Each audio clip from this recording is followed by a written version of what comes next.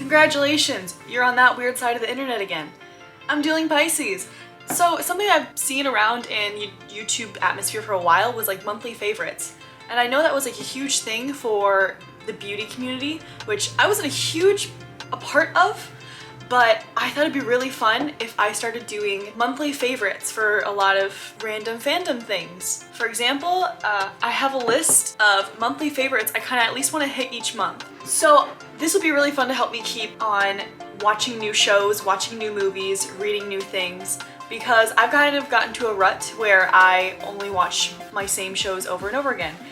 JoJo Bizarre Adventure, basically, I just watch over and over again, mainly with new people to help draw them in, but regardless, I've been watching the same anime over and over again. It's wonderful, it's great, but I need to start watching newer ones and older ones.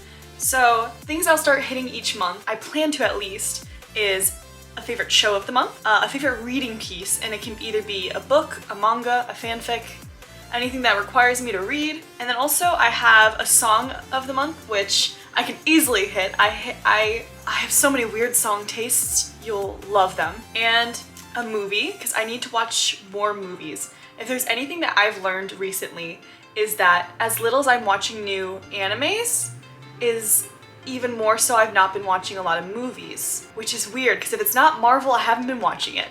So I need to get out of that. And then also I have just kind of an extra category, specifically a new hyperfixation. For me specifically, if I can pinpoint one, I'll have that, or it's just a miscellaneous category, something I find very interesting or fun that I feel like other people might enjoy. We are going to mention it. All right, I understand this video is going to be coming out like second week of April, and I apologize, but at the same time, the first weekend of April, I was house sitting and I did nothing but watch new things, so that's going to be very interesting to talk about. First up on the list is the favorite show of March. Now, I do have to thank some of my close friends to kind of turning me on to new animes and stuff that I previously have either heard of in brief passing, but I never actually took the time to watch it. I have to thank them for introducing me to Psychic K. I absolutely loved this show. The basic premise is that your main character is a psychic which just wants to live a nice, quiet, normal life.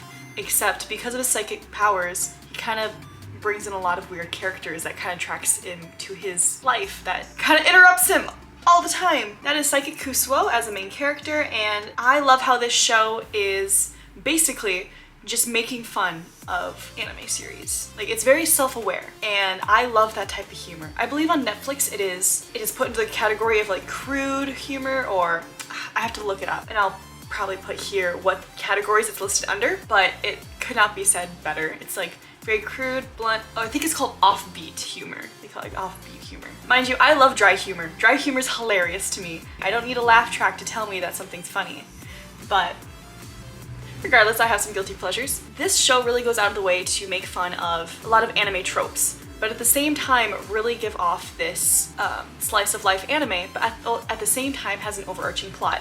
When I think of slice of life anime in this type of sense, where it's like 3 mini episodes per episode, I think of like Way of the House Husband. I think of like Hatalia. Well, Hatalia was like 5 minutes per episode, but you know what I mean. If it was on TV, you would have about 3 or 4 of them within an episode. This one was kind of the same way, except it had little each episode, in quotations, episode, and the big episode was just a chapter of each manga, which they acknowledge, which I think is honestly great.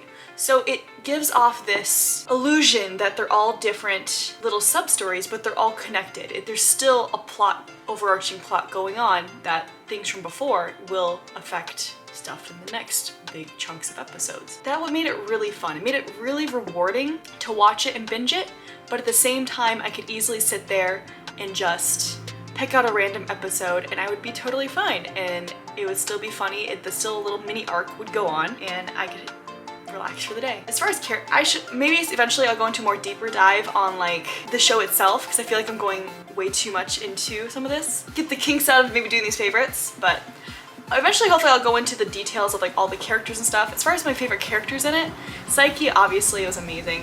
He's absolutely hilarious. He kind of just says quotations. We get to hear his internal thoughts, which is the only way he really communicates. He basically says everything that the audience would be saying. Very obvious, very like, you've got to be kidding me kind of things. So we love that. Character that really surprised me was Teruhashi, where she was a character that started off, we're like, oh, I don't like this character. But by the end, I'm like, I love this character. That'll be enough of that for now. If I plan to do a more in-depth dive on the show, I will. So my battery died, but we're back. So hopefully the cars in the rain aren't too loud outside, and we're gonna continue with the new fit, the new day, the new cup of water. So where was I? I believe I was going on a big rant about Psyche K. So to wrap it kind of up, if you're looking for a good kind of slice of life anime to laugh at, that just is apparently a really good comfort show for a lot of people, I definitely recommend Psyche K. It is lighthearted and fun, but yet dry humor. And it was really, really heartwarming at the end. I didn't expect to get so emotionally invested, but it was amazing. That was the show of the month, which was Psyche K. All right, going on to the reading of the month. It's really funny because like a long time ago, I used to do a lot of reading, and I'm not just saying fanfic reading, I'm saying like reading as in actual books, a lot of fantasy books, a lot of imagination invoking things. And as many of you know, once you get older, a lot of that desire to read new things goes away. So hopefully this will get me back into reading, and not just books, even fanfic, because I stopped reading a lot of that too, and honestly, I kind of miss some of it. I miss the good, the bad, and the ugly, trust me. Shout out to Ann America for their panels. But I didn't read a lot this month, surprisingly, but I did find this book I've been looking for. If any of you know, I am a huge fan of the Five Nights at Freddy's series. I actually have all of the Fazbear Frights books, and I have read half of them because I was trying to keep up with them while they were coming out and being released, and I eventually fell behind. Be on the lookout for some of those Fazbear Fright books in upcoming favorites. This month I got the ultimate guide because I remember looking through this at a BAM, and I didn't realize that these guides had a lot of things in them. Not just saying like about the games themselves, but this one in particular goes through all of the Fazbear Fright books and all of the different mini games. It has transcripts of the phone calls, it's got transcripts of all the emails from special delivery. It's kind of crazy what it has for lore building, but what it also has in terms of how things are described by the horse's mouth, basically. So you've got descriptions on things that are, you know, quote unquote secret, but obviously people have found, but what their take on it is. I guess I kind of dove in without giving a preface. If anybody doesn't know what Five Nights at Freddy's series is, which if you aren't, I'm surprised.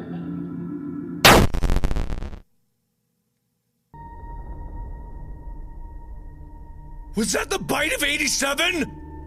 Five Nights at Freddy's is a long-running indie game series, a horror indie game franchise, conceived by Scott Cawthon about 2015 as one of his last games before he kind of gave up on being a video game developer, and it blew up. Now we have 9 games? I want to say 9 games. There's probably more. Well, hold on.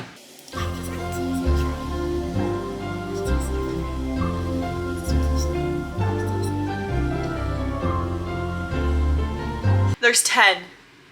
There's 10. 10 games, and that's not even including the, oh Jesus.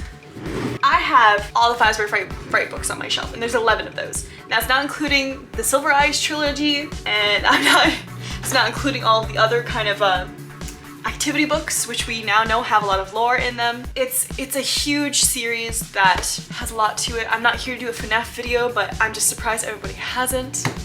So it's so interesting to somebody who has been with the lore of this series for, oh Jesus, 5 years now? 5 years. Coming up on 6 years I've been with this, following this game franchise's lore and timeline. You have pages full of just the Easter eggs found in like each game. This is just sister location showing all the Easter eggs. You know, they even have pages for lore and theories going through each game and what their take on it is. The Curse of Dreadbear's got the DLC. It's so interesting and I love it. Stuff from the ARG game, which I never really played any of the FNAF games. I was purely in it for the lore. The only game I ever actually played was the FNAF ARG game, which is on the phone. It's interesting. I didn't realize that so many new animatronics were introduced, and by new animatronics, I'm sorry. And when I mean new animatronics, basically kind of holiday skinned ones or like themed skins, kind of like a Fortnite game kind of thing. Basically like the one on the cover, which is like Freddy, but he's He's icicles. He's frosty. It was really interesting to go through this. And here we go. We have this whole section here is all on the Fazbear Frights books. And it goes through each individual story in the books. Because mind you, each book has 3 short stories. Not to mention the story at the end, which is all connected through each book. And these little like case files, you've got who the identities of all the characters are, what their occupation is, the description of events, kind of what the story happens, relation to the elements, aka how this ties back into Five Nights at Freddy's, and what title of game they're from. So I think that's super cool. Like, so even if you were someone like me who sometimes has a hard time trying to make your own theories, they really kind of put out some leads for you, kind of latch onto. Because that's the fun thing about lore making, is that sometimes you don't know what you're supposed to pay attention to and what you are. But this kind of really helps with that for a lot of very budding lore theorists. So, but yeah, I'm so glad I found this. It was great. I didn't expect Walmart to have it when I went. I feel like I've rambled on that for too long. Can you tell these things are not scripted? The song of the month. You guys can thank my friend, again, the same one who got me into Psychic, for this one. They introduced me to the anime BNA on Netflix, the one by Studio Trigger. I heard this song and was listening to it before I watched the anime because my friend was blasting it in their car. As they should. It's amazing. It slaps. And in my opinion, because it's the opening of BNA, because it's not the full 1 minute 30 usually most anime openings are, it's just a minute, I feel disappointed. This song is meant to be enjoyed as a full song, and it is great. If you really like, you need something to hype you up, just kind of dancey, get those BPM. If you need something to get that heart racing, something to make you feel like you're having a good day, Ready to BNA opening is what you need.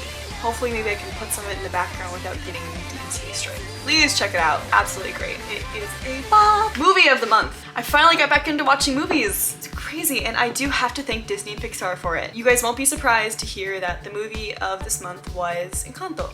I finally bit the bullet and watched it, and it's really funny because a lot of movies before I kind of took a break from watching movies, it was really, don't tell me anything about it, I want to experience it on my own, I want to have all of these for myself. But recently, I've seen things on the internet, and actually because I've seen things on the internet about the movie, I'm now interested in watching it. So it was spoiled for me, but honestly, if it wasn't spoiled for me, I don't know if I'd watch it. So of course the Encanto community blew up online, and I finally watched it because I finally knew what it was about. And it was amazing. I loved it. I cried so much. I cried so much. And it's funny because the song Surface Pressure, I'd listened to it several times before I'd even watched the movie. And I've watched reactions to it, blah, blah, blah. But even when watching it in the context of the movie, I still cried. I cried every single time I listened to it. I relate to that song so much. You guys have heard so much about Encanto. That was my movie of the month. It's amazing. I love that Disney's now taking on a lot of generational trauma and trying to confront it. Finally, my little hyperfixation of the month, or etc. category, I finally dipped back into some Star Kid musicals listening to, and I watched Holy Musical Batman again. And I forgot how amazing that is. If any of you are a fan of like Lego Batman movie and the humor of that, really self-aware and made fun of like the legacy of Batman, and also not just Batman but the DC universe in general, please watch, here on YouTube, even in fact is where I watch it, the Star Kid musical Holy Musical Batman, which is B-A, so it's B @T, no wait, yeah, it's B @man. Please check it out. So I ran out of space on my SD card. This video is officially a disaster. Let's continue, shall we? Now, I thought I was done.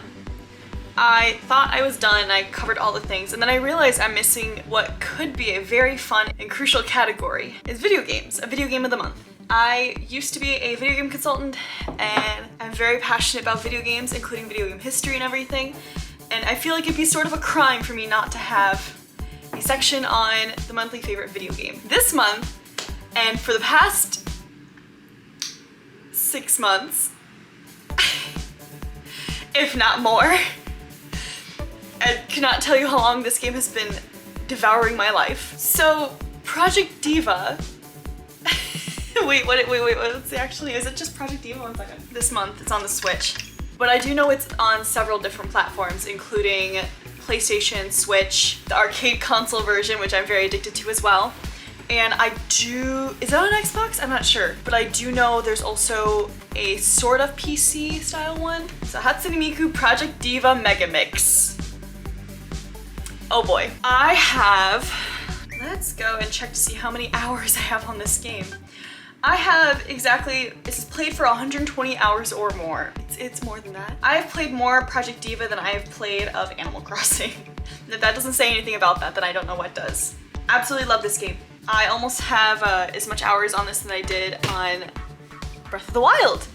So if any of you don't know what Project Diva is, specifically any of the Hatsune Miku kind of Project Diva games, they are rhythm beat-based games, as Hatsune Miku is a Vocaloid, a singing Vocaloid, and has many songs. It has a whole bunch of official, which is weird to say official because technically any song made with Hatsune Miku is an official Hatsune Miku song, but very well-known Vocaloid songs on there by the Big Six, which is a shame because Gumi deserves to have songs on there.